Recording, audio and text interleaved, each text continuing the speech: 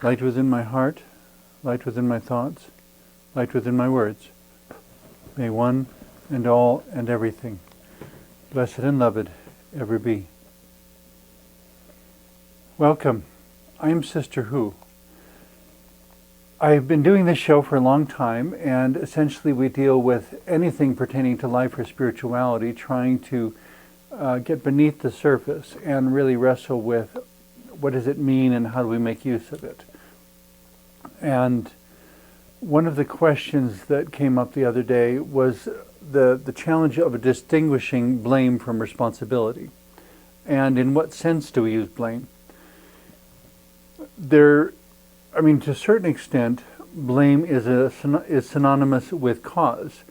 But there's another relational psychological dynamic of blame where it's about not taking responsibility for something that happened and blaming it on someone else, as if blaming it on them means that you're released from the responsibility to do what you can.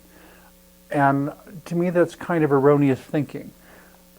Just because someone has suffered a loss or even has a disability or has limited resources, and there may be reasons for that, causes of that is legitimate blame rather than false blame, but even that doesn't release the person affected from their responsibility to respond in whatever constructive way they're able.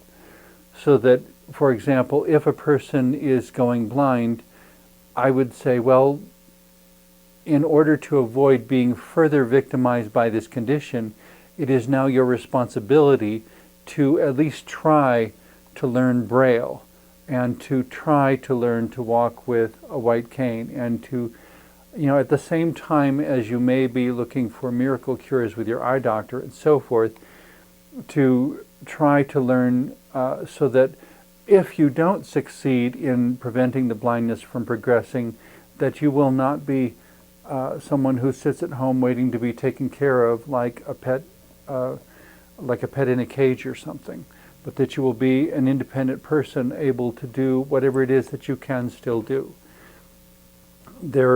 I had a friend at one point in the past who went through a horrible accident and became paraplegic, but his one love in life was ranching. And so at that point, everyone thought it was over. He was victimized. It was a loss from which there was no recovery. And he said, forget that.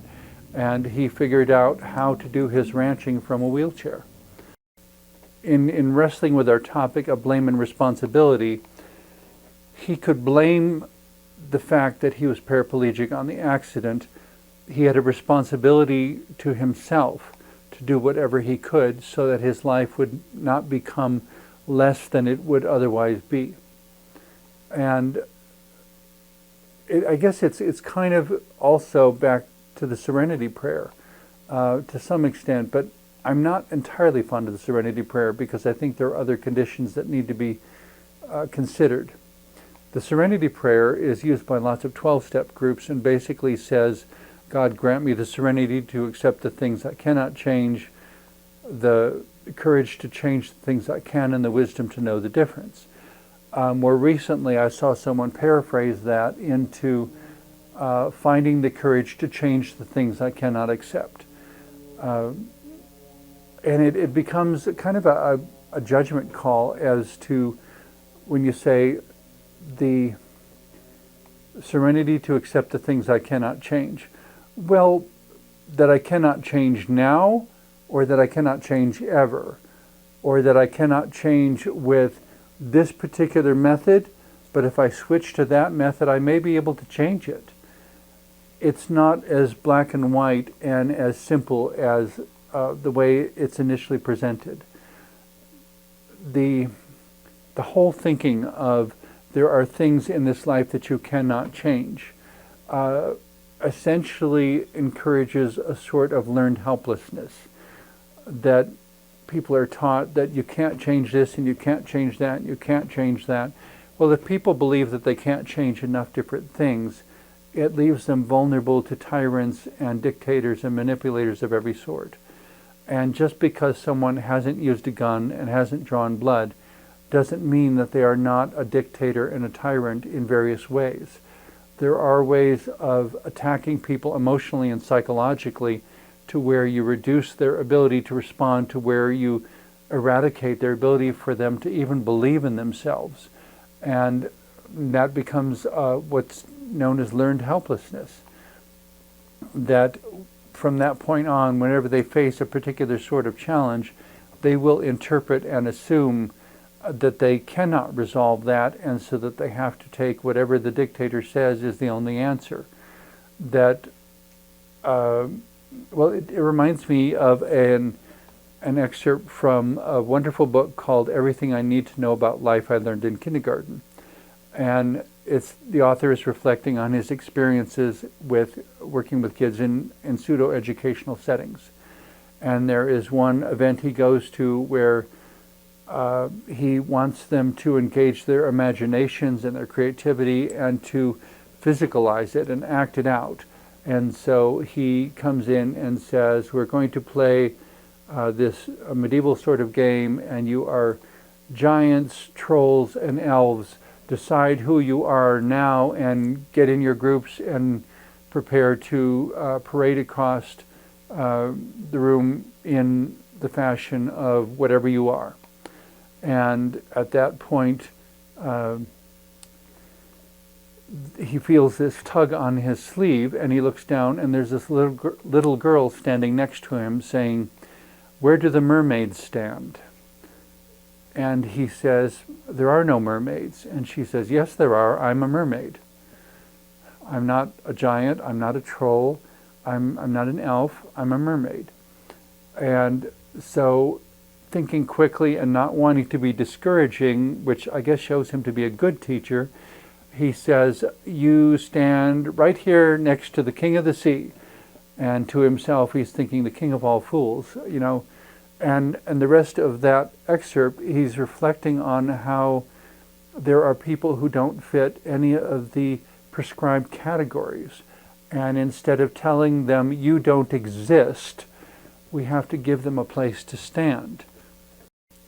It's the ways that defining what is normal without and projecting it onto reality instead of having reality define what is normal to us.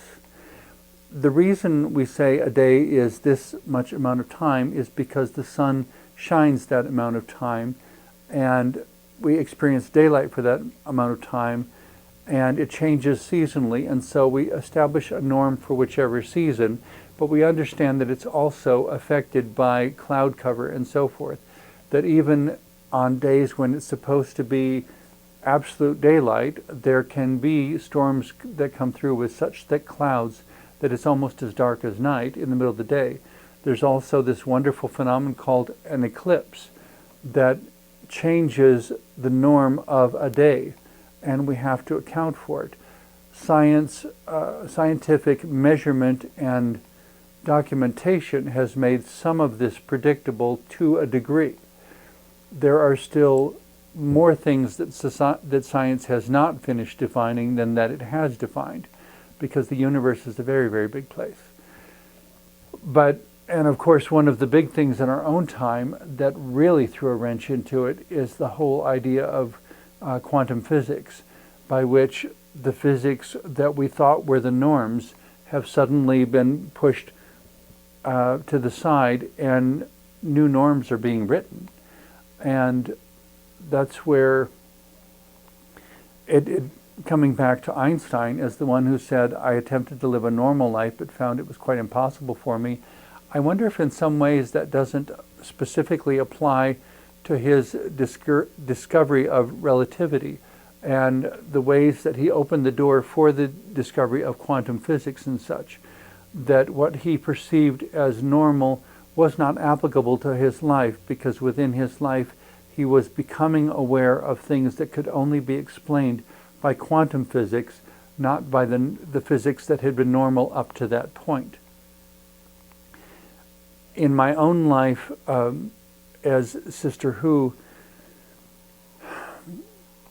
wanting to step outside the norm, not so much because I wanted to step outside the norm, but because I looked inside and I saw truth, and it was compelling and inspiring, and it wasn't normal, and it wasn't normative for anyone but myself, and the fact that no one else was doing it didn't make it any less real for me.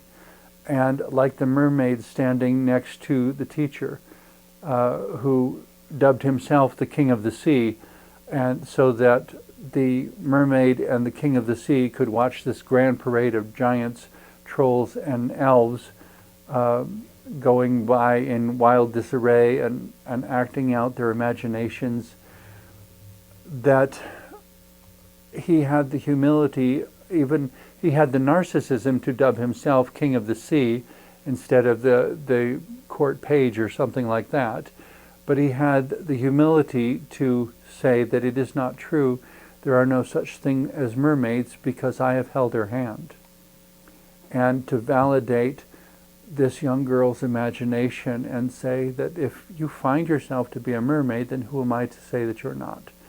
And I guess bridging from that to people with disabilities, I would say when a blind person or a deaf person or a paraplegic person or an autistic person or any disability you want to name, when they say that they think of things in this way, when they have a sensitivity to light or sound or vibration or smell, who are we to say that they don't?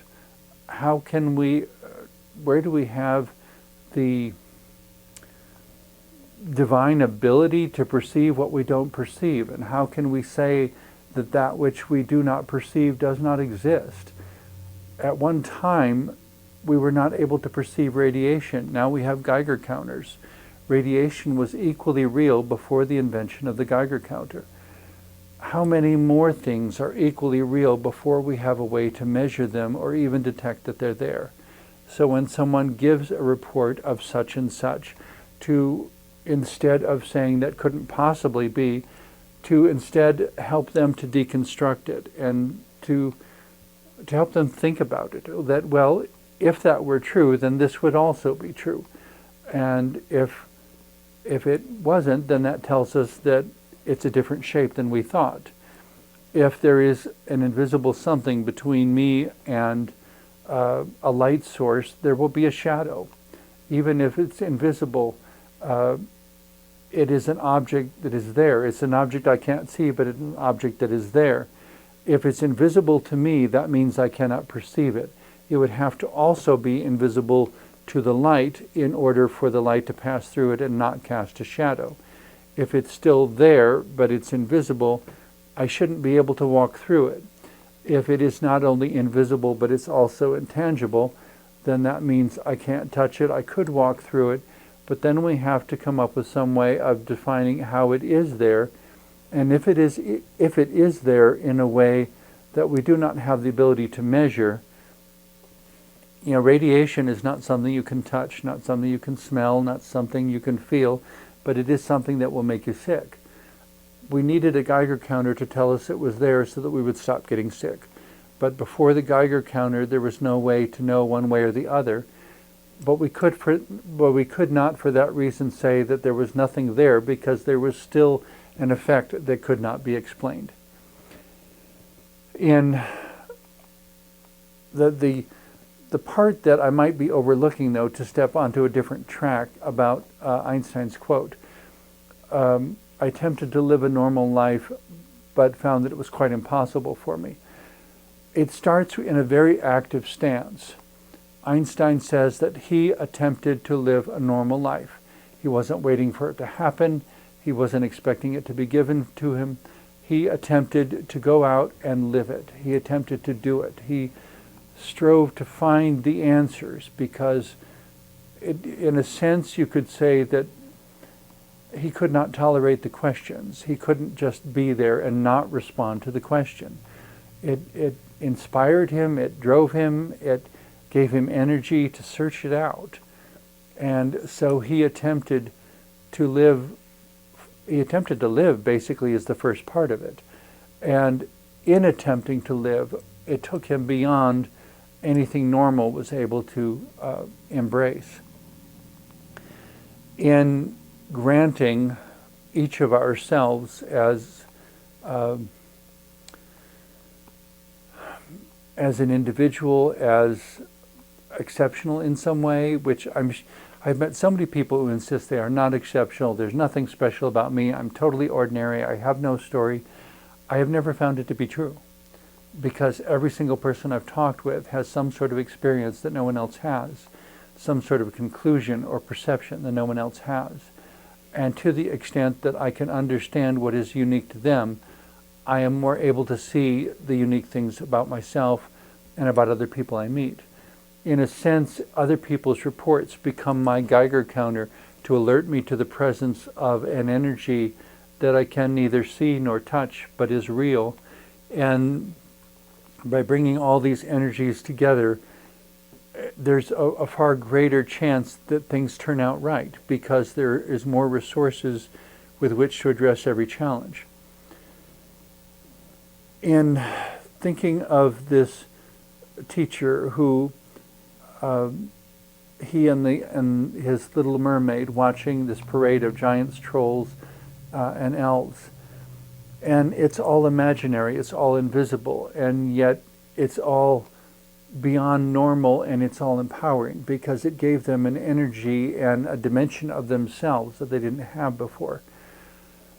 I read a lot of different books, but all of that echoes and resonates with another quote from one of my favorite authors, Barbara Sher, that when she commented that maybe we all think we're special, and maybe we all are, but like the people who lived before the invention of the Geiger counter, we don't realize the radiation that is there. We don't realize the energy that is there. And we don't realize to what good use it can be put. That it is not only bad, it simply is in and of itself. And once we discover it and know where it is, and know that we have to have a certain safe distance, and that it is contained by certain things but applicable to other things, we begin to form a symbiotic, mutually empowering relationship. That in a sense, radiation is looking for someone to give it boundaries, so that it is not spreading everywhere and making people sick, but it is contained in an appropriate way and in an effective way, so that it can be put to good use instead of being left to its own devices and stumbling into bad uses. I was talking with someone the other day about teenagers and dogs, especially pit bull dogs, that, but not, well, I guess not really especially pit bull dogs, any dogs. In both cases, they need good parenting in order to bring out the best in themselves. That there's a sense in which my pit bull service dog is wanting me to give directions. And when I fail to give directions, he has to find other ways of resolving his emotional dilemmas and his need to be needed, basically, his need to be with me. And by giving him direction, providing parameters and boundaries and purpose and a service to do, something to contribute, that it allows his life to be more full and more beautiful and more wonderful and more admired and applauded than it otherwise would be. If I had not made that contribution, he couldn't do that. If I had not taught him about riding on a motorcycle and made it possible for him to ride on my motorcycle with me, he couldn't do that. He wouldn't be getting photographed. He wouldn't get compliments. He wouldn't be admired and appreciated by people wherever we go. His life would be less. The point of life, I guess, to me, when it comes right down to it, is to be more, because at the fundamental building blocks of life is this mitosis of cells dividing in order to multiply, and one cell becoming two, and two cells becoming four, and so on until all these cells form a body, and the cells differentiate into the different organs that the body needs. In the same way, the global family of humanity, being this sort of huge energetic, spiritual, relational body that goes way beyond the physical dimensions of any one person. And by developing symbiotic complementary relationships, making humanity capable of possibilities and realities even that previous generations have only dreamed of. That's all the wonderful stuff that can happen. Between where we are now and that, however, are all the problems of the current generations that have focused on being small, that have focused on mere profits and existences and pleasurable experiences, and none of which are bad in and of themselves, but when that becomes the whole of your world, the only thing upon which you do focus, there's all the rest of you left behind and left in a box. It's kind of like when I was in college, I would occasionally receive care packages, a box full of all sorts of thoughtful things that somebody would send. And they were just simply called care packages, and they were usually surprises and surprise deliveries, unexpected. You didn't know they were coming, and you get this box. And this is a metaphor I'm fond of using because it is so applicable to so many of the challenges of life. And in a sense, each of us is a care package from God. And we open the box and we spend our whole lives taking out the contents, figuring out what's in there. And if there's something in there, it is absolutely not normal. Or if there is something in there that needs to be dealt with because it has a shelf life, a food item that needs to be eaten within a certain amount of time. And if it is more than I could eat in that period of time, it would give me an opportunity to share that with somebody and make new friends. There was the one time when I still had my house in northwest Denver that I built this big structure in the backyard that I called my cathedral. And the idea was that it would ultimately be completely covered with grapevines. Well, I planted grapes at the base of each pole and they began to grow. And unfortunately, the sad part is that when they withdrew support from my doctoral program, I was not able to maintain the mortgage payment, and I lost the house because I couldn't come up with a way quickly enough to keep it. But it was just prior to that the grapevines were actually getting to the point where they had almost covered the entire structure.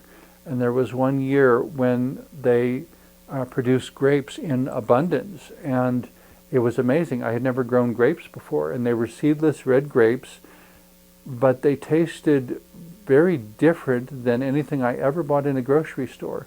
It was kind of a sweet sort of taste, almost like wine, but not alcoholic, but with the flavoring that I can only associate with the few times when I've had a sip of wine, and absolutely delicious.